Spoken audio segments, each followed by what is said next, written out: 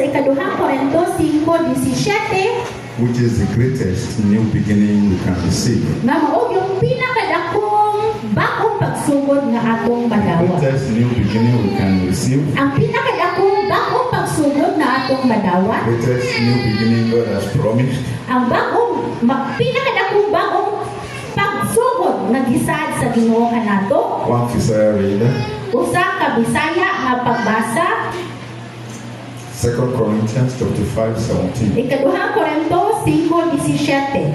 2 Corinto 5:17. Usa bisan kinsa ang naa ng Kristo bago na siya gabinuhat. Ang mga butang nga daan nagapangagi na. Ani akaron siya nagapapos.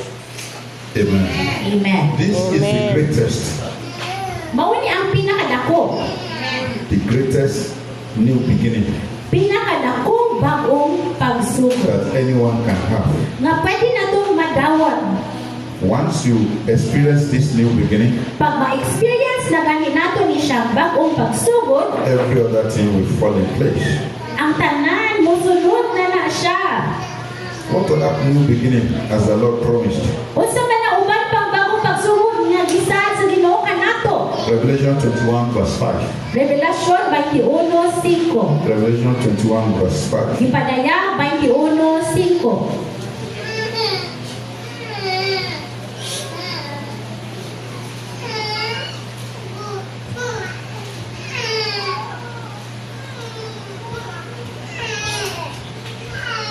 Yes, Physical reader. Padayan 21:5. Kung siya nga nagalingkod sa trono niingon, ani akaron ginabago ko ang kanang mga butang. Kung siya nagaingon kanako, isulat mo kay kini nga mga pulong, mga makinumanon o mga matuod. Amen. Amen. Can you say Amen. Amen? God says He will make all things new. Iwan yun ang Ginoo nga himuon yun ang bago ang tanang He will butang. make everything in our life new. Amen.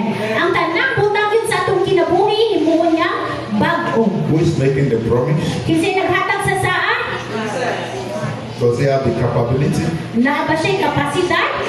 He has the ability. Naa siya'y abilidad? Do you believe His promise? Ito ba kasi ang saan? Then you are going to have a new beginning Amen. in the name of Jesus. Amen. Jeremiah 31:31. Jeremiah 31:31. Another new beginning that the Lord has promised us. Bagong pagsugod nga gisaad na sad sa Ginoo kanato. Another new beginning that the Lord has promised us. Bago na sang pagsugod nga gisaad sa Ginoo kanato. Jeremiah 31 verse 31. Jeremiah 31:31.